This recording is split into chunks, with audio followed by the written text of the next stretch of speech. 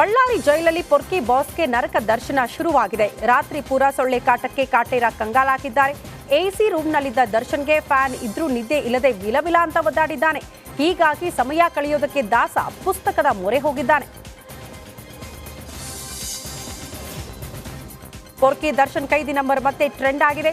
ಬಳ್ಳಾರಿ ಕಾರಾಗೃಹದಲ್ಲಿ ಪೊರ್ಕಿಗೆ ನೀಡಲಾಗಿರುವ ಕೈದಿ number 511 trend ಆಗಿದೆ. ಕೆಲವರು 511 ದಾಸನಿಗೆ ಲಕ್ಕಿ ನಂಬರ್ 5+1+1=7. ಇದು ಪೊರ್ಕಿಗೆ ಲಕ್ಕಿ ಅಂತ ಹೇಳಿ ಅಂದಾಭಿಮಾನ ಮೆರೀತಿದ್ದಾರೆ. ಈ ನಂಬರ್ ಸಖತ್ ಸದ್ದು ಮಾಡ್ತಾ ಇದೆ. ಬೈಕ್, ಆಟೋ, ಟ್ಯಾಟೂ, ಮಗುವಿನ ಕೈದಿ ನಂಬರ್ ಅಂದ್ರೆ ಮಗುವಿನ ಬಟ್ಟೆ ಮೇಲೂ ಕೂಡ ಕೈದಿ ನಂಬರ್ ಹಾಕಿ ಟ್ರೆಂಡ್ ಮಾಡಲಾಗ್ತಾ ಇದೆ. ಈಗ ಫ್ಯಾನ್ಸಿ ಕೈದಿ ನಂಬರ್ ಹಾಗೂ ದರ್ಶನ್ ಧರಿಸಿದ್ದ ಟಿ ಶರ್ಟ್ ಟ್ರೆಂಡ್ ಮಾಡ್ತಿದ್ದಾರೆ. ದಾಸನ ಫ್ಯಾನ್ಸ್ಗೆ ಪೊಲೀಸರು ಬಿಸಿ ಮುಟ್ಟಿಸ್ತಾರಾ ಅಥವಾ ಮೌನಕ್ಕೆ ಶರಣಾಗ್ತಾರಾ ಅನ್ನೋದೇ ಸದ್ಯ ಇರುವಂತಹ ಪ್ರಶ್ನೆ. ಇನ್ನು ಇದು ದರ್ಶನ್ ಅಭಿಮಾನಿಗಳ ಪಾಲಿಗೆ ಸಂಭ್ರಮವೋ ಸಂಭ್ರಮ. ಯಾಕಂದ್ರೆ ಬಳ್ಳಾರಿಯಲ್ಲಿ ದರ್ಶನ್ ಅಭಿನಯದ ಶಾಸ್ತ್ರಿ ಸಿನಿಮಾ ರಿಲೀಸ್ ಆದ್ರೆ ಇತ್ತ ಬೆಂಗಳೂರಿನಲ್ಲಿ ಕರಿಯ ರಿಲೀಸ್ ಆಗಿದೆ. ಮಾಗಡಿ ರಸ್ತೆಯಲ್ಲಿರುವ ಪ್ರಸನ್ನ ಚಿತ್ರಮಂದಿರದಲ್ಲಿ ಹೌಸ್ಫುಲ್ ಆಗಿದ್ದು ಹಬ್ಬದ ವಾತಾವರಣವೇ ನಿರ್ಮಾಣಗೊಂಡಿದೆ. ಇನ್ನು ದಚ್ಚು ಅಭಿಮಾನಿಗಳು ಚಿತ್ರ ಶುರುವಾಗುವ ಮುನ್ನ ಚಿತ್ರಮಂದಿರದಲ್ಲಿ ಕುಂಬಳಕಾಯಿ ಒಡೆದು ಸಂಭ್ರಮಿಸಿದ್ದಾರೆ.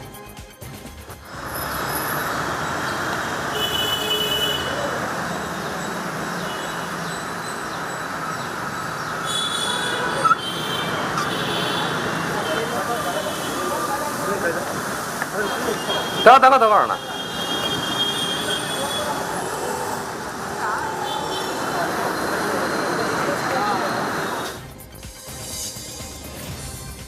ಇನ್ನು ದರ್ಶನ್ಗೆ ರಾಜಾತಿಥ್ಯದ ಬೆನ್ನಲ್ಲೇ ಪೊರ್ಕಿ ಮೇಲೆ ಮತ್ತೊಂದು ದೂರು ದಾಖಲಾಗಿದೆ. ಬೇಕರಿ ರಘು ಜೊತೆ ದರ್ಶನ್ ಬೆಡ್ ಮೇಲೆ ಕುಳಿತಿದ್ದ ಫೋಟೋ ವೈರಲ್ ಆಗಿತ್ತು. ಈ ಸಂಬಂಧ ದರ್ಶನ್ ವಿರುದ್ಧ ಜೈಲಧಿಕಾರಿಯಿಂದ ಪರಪ್ಪನ ಅಗ್ರಹಾರ ಪೊಲೀಸ್ ಠಾಣೆಗೆ ದೂರು ದಾಖಲಿಸಲಾಗಿದೆ. ಆದರೆ ಪ್ರತ್ಯೇಕವಾದ ಎಫ್ಐಆರ್ ಮಾತ್ರ ದಾಖಲಾಗಿಲ್ಲ. ನಿನ್ನೆ ಹೈಕೋರ್ಟ್ನಲ್ಲಿ ಸಿಎಂ ಹಾಗೂ ಡಿಸಿಎಂಗೆ ತಾತ್ಕಾಲಿಕ ರಿಲೀಫ್ ಸಿಕ್ಕಿದೆ. ಇದರ ಬೆನ್ನಲ್ಲೇ ಮಾಜಿ ಸಿಎಂ ಯಡಿಯೂರಪ್ಪಗೆ ಪೋಕ್ಸೋ ಪ್ರಕರಣದಲ್ಲಿ ಸಂಕಷ್ಟ ಶುರುವಾಗಿತ್ತು. ಆದರೆ ಈಗ ಬಿಎಸ್ ಯಡಿಯೂರಪ್ಪಗೂ ಬಿಗ್ ರಿಲೀಫ್ ಸಿಕ್ಕಿದೆ. ಇಂದು ಹೈಕೋರ್ಟ್ ಏಕಸದಸ್ಯ ಪೀಠ ಅರ್ಜಿ ವಿಚಾರಣೆ ನಡೆಸಿದ್ದು ಅರ್ಜಿ ವಿಚಾರಣೆಯನ್ನು ಸೆಪ್ಟೆಂಬರ್ 5ಕ್ಕೆ ಮುಂದೂಡಿಕೆ ಮಾಡಿದೆ. ಇಂದು ಕಿಡ್ನಾಪ್ ಕೇಸ್ ರದ್ದು ಕೋರಿ ರೇವಣ್ಣ ಸಲ್ಲಿಸಿದ್ದ ಅರ್ಜಿ ವಿಚಾರಣೆ ಹೈಕೋರ್ಟ್ ಏಕಸದಸ್ಯ ಪೀಠದಲ್ಲಿ ನಡೆಯಲಿದೆ. ಕೆಆರ್ ನಗರದಲ್ಲಿ ಅತ್ಯಾಚಾರ ಸಂತ್ರಸ್ತೆ ಕಿಡ್ನಾಪ್ ಕೇಸ್ ಸಿಐಡಿಗೆ ವರ್ಗಾವಣೆಯಾಗಿ ರೇವಣ್ಣ ಬಂಧನವಾಗಿತ್ತು. ಸದ್ಯ ಜಾಮೀನಿನ ಮೇಲೆ ಹೊರಗಡೆ ಇರುವ ರೇವಣ್ಣ ಪ್ರಕರಣ ರದ್ದು ಕೋರಿ ಹೈಕೋರ್ಟ್ಗೆ ಅರ್ಜಿ ಸಲ್ಲಿಸಿದ್ರು. ಅಕ್ರಮ ಆಸ್ತಿ ಪ್ರಕರಣದಲ್ಲಿ ಡಿಕೆಶಿಗೆ ಸಂಕಷ್ಟ ತಪ್ಪಿಲ್ಲ. ಹೈಕೋರ್ಟ್ನಲ್ಲಿ ಅರ್ಜಿ ವಜಾ ಆದರೂ ಡಿಕೆಶಿಗೆ ಸಂಕಷ್ಟ ತಪ್ಪಿದ್ದಲ್ಲ. ಯಾಕಂದ್ರೆ ಸುಪ್ರೀಂ ಕೋರ್ಟ್ನಲ್ಲಿ ಸಿಬಿಐ ಮೇಲ್ಮನವಿ ಸಲ್ಲಿಸಬೇಕು ಅಂತ ಮುಂದಾಗ್ತಾ ಇದೆ. ಮುಂದಿನ ಬೆಳವಣಿಗೆಗಳ ಬಗ್ಗೆ ಕಾನೂನು ತಜ್ಞರ ಜೊತೆ ಈಗ ಆಲ್ರೆಡಿ ಡಿಸಿಎಂ ಡಿಕೆ ಶಿವಕುಮಾರ್ ಚರ್ಚೆ ನಡೆಸುತ್ತಿದ್ದಾರಂತೆ. ರಾಚಪ್ಪ ಗೌಡಗಾಂವ್ ಗ್ರಾಮದ ಸರ್ಕಾರಿ ಹಿರಿಯ ಪ್ರಾಥಮಿಕ ಶಾಲೆ ಆವರಣದಲ್ಲಿ ಹಂದಿಗಳ ದರ್ಬಾರ್ ಜೋರಾಗಿದೆ. ಮಕ್ಕಳು ಊಟ ಮಾಡುವ ಶಾಲಾ ಆವರಣದ ಬಳಿ ಹಂದಿಗಳ ಹಾವಳಿ ಹೆಚ್ಚಾಗಿದೆ. ಹಂದಿಗಳ ಕಾಟದಿಂದ ವಿದ್ಯಾರ್ಥಿಗಳು ನಿತ್ಯವೂ ಜೀವ ಭಯದಲ್ಲೇ ಪಾಠ ಕೇಳುವಂತಾಗಿದೆ. ಸರ್ 2 ತಿಂಗಳ ಹಿಂದ್ಗಡೆ BO ಸರ್ ಬಂದಿದ್ರು. ಇಲ್ಲಪ್ಪ 2 ದಿವಸದಲ್ಲಿ ಡೆಮಾಲಿಷ್ ಆಗಿಬಿಡುತ್ತೆ, 3 ತಿಂಗಳಲ್ಲಿ ನಿಮ್ದು ಎಲ್ಲನೂ ಕೆಲಸ ಆಗುತ್ತೆ ಅಂದರೆ ನಾವು ಅಂದ್ಕೊಂಡೇವು ಆಗುತ್ತೆ ಅಂತ.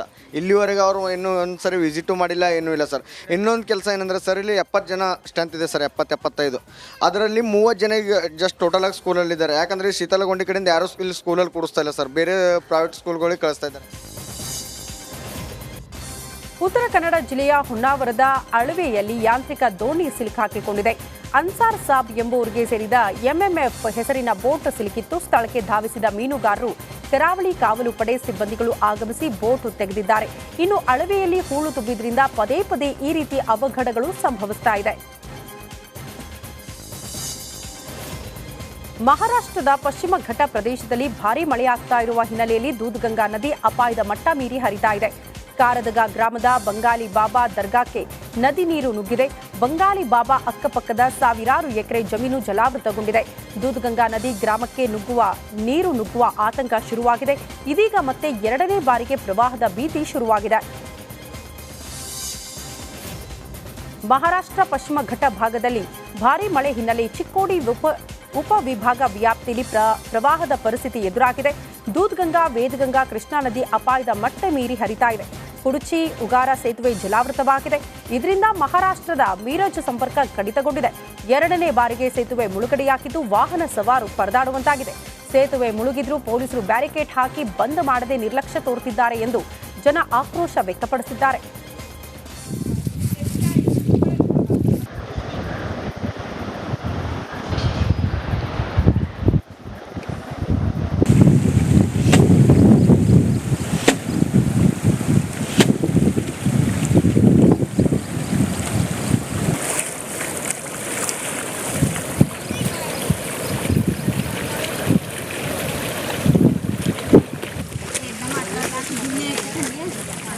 ಭಾರಿ ಮಳೆಯು ಪ್ರವಾಹದ ಪರಿಸ್ಥಿತಿಯನ್ನು ಸೃಷ್ಟಿ ಮಾಡಿದೆ. ಗುಜರಾತ್ನ ಜಾಮ್ನಗರದಲ್ಲಿ ವರುಣ ದೇವ ಭಾರಿ ಅವಾಂತರವನ್ನೇ ಸೃಷ್ಟಿ ಮಾಡಿದ್ದಾನೆ. ಹಲವು ತಗ್ಗು ಪ್ರದೇಶಗಳು ಸಂಪೂರ್ಣ ಜಲಾವೃತಗೊಂಡಿದೆ. ತಗ್ಗು ಪ್ರದೇಶಗಳಲ್ಲಿ ಸಿಲುಕಿದ್ದ ನಾಗರಿಕರನ್ನ ಸುರಕ್ಷಿತ ಸ್ಥಳಗಳಿಗೆ ಸ್ಥಳಾಂತರ ಮಾಡಲಾಗಿದೆ. ಜಾಮ್ನಗರ ಜಿಲ್ಲಾ ಪೊಲೀಸ್ ವ್ಯವಸ್ಥೆಯು ಪ್ರವಾಹ ಪೀಡಿತರನ್ನ ಸುರಕ್ಷಿತವಾಗಿ ರಕ್ಷಿಸಿದೆ. ಇತ್ತ ಜಾಮ್ನಗರ ಗ್ರಾಮಾಂತರ ತಾಲೂಕಿನ ಆಮ್ರಾ ಹಾಗೆ ಶಾಪರ್ ಗ್ರಾಮಗಳಲ್ಲಿ ಹಲವು ಜನ ಸಿಲುಕಾಕಿಕೊಂಡಿದ್ರು. ಸದ್ಯ ಎಲ್ಲರನ್ನ ಕೂಡ ಸುರಕ್ಷಿತವಾಗಿ ರಕ್ಷಿಸಲಾಗಿದೆ. ಪ್ರವಾಹದಲ್ಲಿ ಸಿಲುಕಿದ್ದ 44 ಮಂದಿಯನ್ನ ಸ್ಥಳೀಯ ಅಧಿಕಾರಿಗಳು ಹಾಗೆ ಭಾರತೀಯ ಸೇನೆಯ ಯೋಧರ ತಂಡ ರಕ್ಷಿಸಿ ಸುರಕ್ಷಿತ ಸ್ಥಳಕ್ಕೆ ರವಾನೆ ಮಾಡಿದ್ದಾರೆ.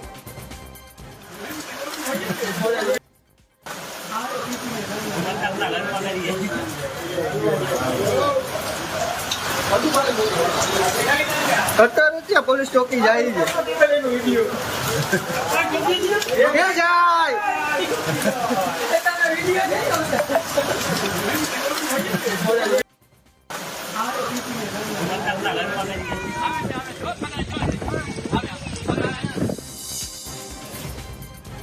ರಾಜಸ್ಥಾನದ ಸಿರೋಹಿಯಲ್ಲಿ ನಿರಂತರ ಮಳೆಯಾಗ್ತಾ ಇದೆ.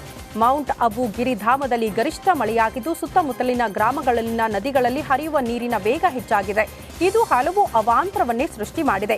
ಮಳೆಯ ಅಬ್ಬರಕ್ಕೆ ಮೀರ್ಪುರ್ ನದಿಯಲ್ಲಿ ಸಿಲುಕಾಕಿಕೊಂಡಿದ್ದ ಮೇಕೆಗಳನ್ನು ರಕ್ಷಿಸಲಾಗಿದೆ. ಮೇಕೆ ಮೇಯಿಸಲು ಮೀರ್ಪುರ ನದಿಯ ಇನ್ನೊಂದು ಬದಿಯ ಕಾಡಿಗೆ ಜನ ತೆರಳಿದ್ದು ಧಾರಾಕಾರ ಮಳೆಯಿಂದಾಗಿ ಮೀರ್ಪುರ್ ನದಿಯಲ್ಲಿ ನೀರಿನ ಹರಿವು ಏಕಾಏಕಿ ಹೆಚ್ಚಾಗಿದೆ.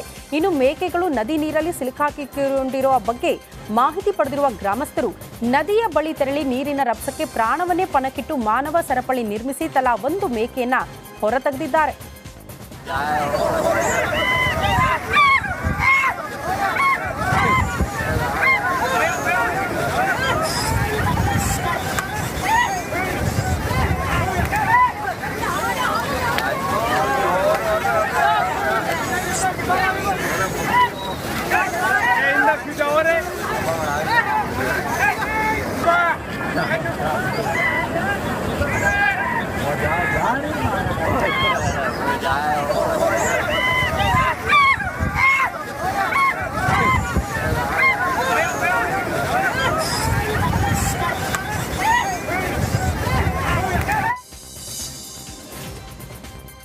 ಆಸ್ನಾ ಚಂಡಮಾರುತವು ಗುಜರಾತ್ನ ಕರಾವಳಿಯಲ್ಲಿ ಪ್ರಕ್ಷುಬ್ಧತೆಯನ್ನ ಸೃಷ್ಟಿ ಮಾಡಿದೆ.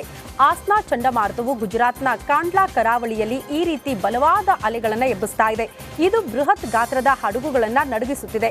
ಇನ್ನು ಈ ಚಂಡಮಾರುತದ ಅಬ್ಬರಕ್ಕೆ ಅಧಿಕಾರಿಗಳು ಅಲರ್ಟ್ ಆಗಿದ್ದು ಚಿಕ್ಕ ಚಿಕ್ಕ ಹಡಗುಗಳ ರಕ್ಷಣೆಯ ಜೊತೆಗೆ ಎಚ್ಚರಿಕೆಯಲ್ಲಿ ಇರುವಂತೆ ಸೂಚನೆ ಕೊಟ್ಟಿದ್ದಾರೆ.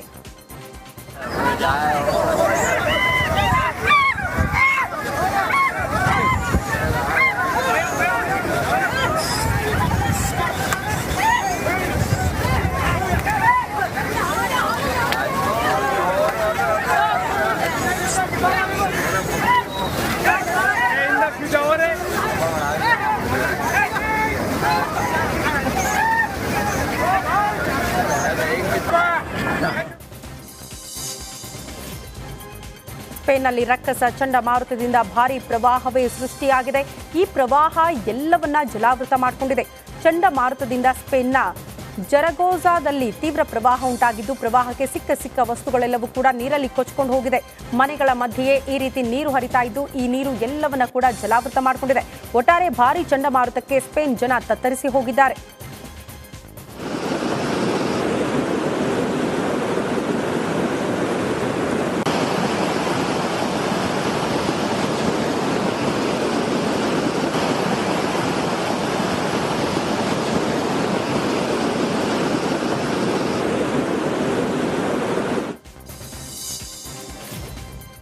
ವಿಮಾನದಿಂದ ಜನರನ್ನ ರಕ್ಷಣೆ ಮಾಡಿರೋ ಸಿಬ್ಬಂದಿ, ನಡೆಯೋದಕ್ಕೂ ಆಗದೆ ನರಳಾಡ್ತಾ ಇರುವ ಜನ.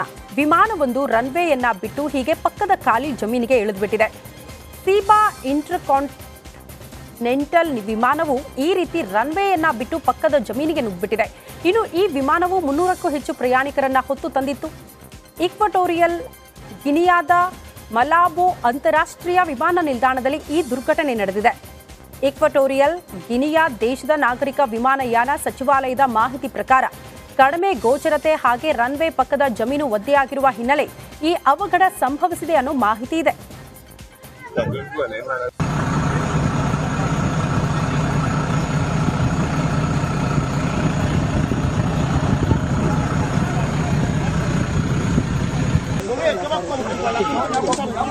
Dios mío. Hay un amor que se ha dañado aquí, se la tiene que cargar.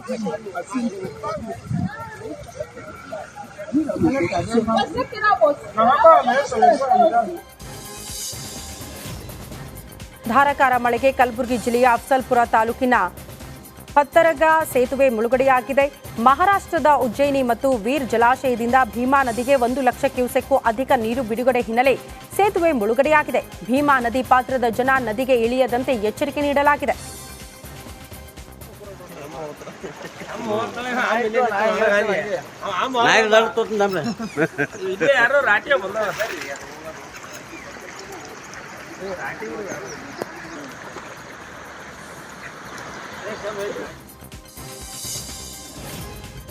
ಕೊಪ್ಪಳದಿಂದ Kushtagi ಸಂಪರ್ಕ ರಸ್ತೆಯಲ್ಲಿ ಓಡಾಡುವವರ ಗುಂಡಿಗೆ ಗಟ್ಟಿ ಇರಬೇಕು. ಕುಷ್ಟಗಿ ಕನಕಗಿರಿಯಿಂದ ಬರೋ ರೋಗಿಗಳು ಈ ರಸ್ತೆಯಲ್ಲಿ ಬರೋದೇ ಕಷ್ಟವಾಗಿದೆ.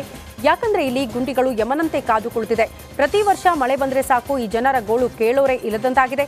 ಏನೇ ಎಮರ್ಜೆನ್ಸಿ ಇದ್ರೂ ಕೂಡ ಆಂಬ್ಯುಲೆನ್ಸ್ಗಳು ಇಲ್ಲಿ ಸರ್ಕಸ್ ಮಾಡಿಕೊಂಡೇ ಬರಬೇಕಾದ ಪರಿಸ್ಥಿತಿ ಇದೆ. ರಸ್ತೆ ಮಾಡಿ ಅಂತ ಜನ ಆಗ್ರಹಿಸುತ್ತಿದ್ದಾರೆ. ಹಿಂದೆ ಭಾಳ ರೋಡ್ ದುರಸ್ತಿಯಾಗಿದೆ. ಇದ್ರ ಬಗ್ಗೆ ನಾವು ಕಂಪ್ಲೇಂಟ್ ಕೊಟ್ಟಿದ್ದೀವಿ. 5-6 ವರ್ಷದಿಂದ ದಾರಿ ಚೆನ್ನಾಗಿಲ್ಲ, ರಿಪೇರಿ ಇದೆ. ಇದ್ರ ಬಗ್ಗೆ ನಾವು ಸಂಬಂಧಪಟ್ಟ ಅಧಿಕಾರಿಗಳಿಗೆ ಮನವಿ ಮಾಡಿದ್ವಿ. ಅವ್ರು ಯಾರು ನಮ್ಗೆ ರೆಸ್ಪಾನ್ಸ್ ಮಾಡ್ತಾ ಇಲ್ಲ. PWD ಆಫೀಸ್ ಅವ್ರಿಗೆ ಲೆಟರ್ ಕೊಟ್ಟಿದ್ದೀವಿ, DC ಆಫೀಸ್ ಅವರಿಗೆ ಲೆಟರ್ ಕೊಟ್ಟಿದ್ದೀವಿ, ಸ್ಟೇಷನಿಗೂ ಲೆಟರ್ ಕೊಟ್ಟಿದ್ದೀವಿ. ಇದಕ್ಕೆ ಸಂಬಂಧಪಟ್ಟ ಅಧಿಕಾರಿಗಳಿಗೂ ಮತ್ತು MLAಗಳಿಗೂ ಎಲ್ಲ ಅಧಿಕಾರಿಗಳಿಗೂ ಈ ರಸ್ತೆ ಕಾಮಗಾರಿ ಬಗ್ಗೆ ರಿಪೇರಿ ಮಾಡು ಅಂತ ಹೇಳಿದ್ದೀವಿ. ಅದ್ರ ಬಗ್ಗೆ ಯಾರು ಗಮನ ಕೊಡ್ತಾ ಇಲ್ಲ. ಹಿಂದೆ ಭಾಳ ಬೆಂಗಳೂರಿನ ಬಹುತೇಕ ಕಡೆ ರೌಡಿಸಂ ವರ್ತನೆಗಳು ಹೆಚ್ಚಾಗ್ತಾ ಇದೆ. ಬ್ಯಾಟ್ರಾಯನ್ಪುರದ ಕಟ್ಟಿಗೆಹಳ್ಳಿಯಲ್ಲಿ ಉತ್ತರ ಭಾರತ ಮೂಲದ ದಂಪತಿ ಧಮಕಿ ಹಾಕಿ ದರ್ಪ ಮೆರೆದಿದ್ದಾರೆ. ಮಹಿಳಾ ಟೈಲರ್ ಮೇಲೆ ಅನಿಲ್ ಕುಮಾರ್ ದರ್ಪ ತೋರಿದ್ದಾನೆ. ಇಷ್ಟೇ ಅಲ್ಲದೆ ಕೈಗೆ ಸಿಕ್ಕ ಲಕ್ಷಾಂತರ ಮೌಲ್ಯದ ಸೀರೆ, ಬ್ಲೌಸ್ ದೋಚಿ ಎಸ್ಕೇಪ್ ಆಗಿದ್ದಾನೆ. ಘಟನೆ ಬಗ್ಗೆ ದೂರು ದಾಖಲಿಸಿಕೊಳ್ಳೋದಕ್ಕೆ ಯಲಹಂಕ ಪೊಲೀಸರು ನಿರಾಕರಿಸಿದ್ದಾರಂತೆ. ವಿಶ್ವವಿಖ್ಯಾತ ಮೈಸೂರು ದಸರಾ ಹಿನ್ನೆಲೆ ಕ್ಯಾಪ್ಟನ್ ಅಭಿಮನ್ಯು ನೇತೃತ್ವದ ದಸರಾ ಗಜಪಡೆಗೆ ಪ್ರತಿನಿತ್ಯ 2 ಬಾರಿ ಪೌಷ್ಟಿಕ ಆಹಾರ ಪೂರೈಕೆ ಮಾಡಲಾಗ್ತಾ ಇದೆ. ಆನೆಗಳ ತೂಕ ಹೆಚ್ಚಿಸೋದಕ್ಕೆ ಮತ್ತು ಅವುಗಳ ಆರೋಗ್ಯದ ಹಿತದೃಷ್ಟಿಯಿಂದ ಪೌಷ್ಟಿಕ ಆಹಾರ ನೀಡಲಾಗ್ತಾ ಇದೆ. ಪ್ರತಿನಿತ್ಯ ಒಂದು ಗಂಡು ಆನೆಗೆ 650 ರಿಂದ 750 ಕೆಜಿ ಹಾಗೂ ಹೆಣ್ಣು ಆನೆಗೆ 450 ರಿಂದ 500 ಕೆಜಿ ಆಹಾರ ನೀಡಲಾಗ್ತಾ ಇದೆ. ಒಂದು ಆನೆಗೆ ಪ್ರತಿನಿತ್ಯ 6 ರಿಂದ 7 ಕೆಜಿ ಪ್ರೋಟೀನ್ ಯುಕ್ತ ಆಹಾರ ನೀಡಲಾಗುತ್ತಂತೆ. ಎಲ್ಲ ನೀವು ನೋಡಿದ್ರಿ preparation of the special ration ಯಾವ ಥರ ಇರುತ್ತೆ ಮತ್ತು ಪೌಡರ್ ಸಪ್ಲೈ ಯಾವ ಥರ ಇರುತ್ತೆ ಅಂತೇಳಿ. ಅದಕ್ಕೆ ಸ್ವಲ್ಪ ಜನರಿಗೂ ಎಲ್ಲ ಅವೇರ್ನೆಸ್ ಬರಲಿ, ತಮಗೂ ಗೊತ್ತಾಗಲಿ, ಮಾಧ್ಯಮದವ್ರಿಗೆ ಗೊತ್ತಾಗಲಿ ನಾವೇನು ಫುಡ್ ಕೊಡ್ತಾ ಇದ್ದೀವಿ ಅಂತೇಳಿ. ಯಾಕಂದರೆ ಏನು ದಸರಾ ಅಂತಂದರೆ ಇಟ್ಸ್ ಅ ನಾಡ ಹಬ್ಬ ಅಂದರೆ ಹಬ್ಬವನ್ನು ನಮ್ಮ ಎಲಿಫೆಂಟ್ಸ್ ಕೂಡ ಸೆಲೆಬ್ರೇಟ್ ಮಾಡಬೇಕು. ನಾವು ಪ್ರತಿ ಹಬ್ಬದಲ್ಲಿ ಏನು ಮಾಡ್ತೀವಿ, ಸ್ಪೆಷಲ್ ಏನಾದರೂ ಮಾಡ್ತೀವಿ ಅಲ್ವಾ. ಅದೇ ಕೋಲಾರದಲ್ಲಿ ಕಡೆ ಶ್ರಾವಣ ಶುಕ್ರವಾರದ ಹಿನ್ನೆಲೆ ಕೋಲಾರಮ್ಮನಿಗೆ ಕಮಲದ ಹೂವಿನ ಅಲಂಕಾರ ಮಾಡಲಾಯಿತು. ಮೈಸೂರು ಚಾಮುಂಡೇಶ್ವರಿ ತಾಯಿಯಂತೆ ಕೋಲಾರದ ಅಧಿದೇವತೆ ಕೋಲಾರಮ್ಮ ಸಹ ಹೌದು. ಪುರಾತನ ಇತಿಹಾಸ ಹೊಂದಿರುವ ಕೋಲಾರಮ್ಮ ದೇವತೆಗೆ ಇಂದು 1108 ಕಮಲದ ಹೂಗಳಿಂದ ವಿಶೇಷ ಅಲಂಕಾರ ಮಾಡಲಾಗಿದೆ. ಇನ್ನು ಇಂದು ಮುಂಜಾನೆಯಿಂದಲೇ ದೇವಸ್ಥಾನಕ್ಕೆ ಅಧಿಕ ಸಂಖ್ಯೆಯಲ್ಲಿ ಭಕ್ತರು ಆಗಮಿಸಿ ದೇವರ ದರ್ಶನ ಪಡೆದುಕೊಂಡಿದ್ದಾರೆ.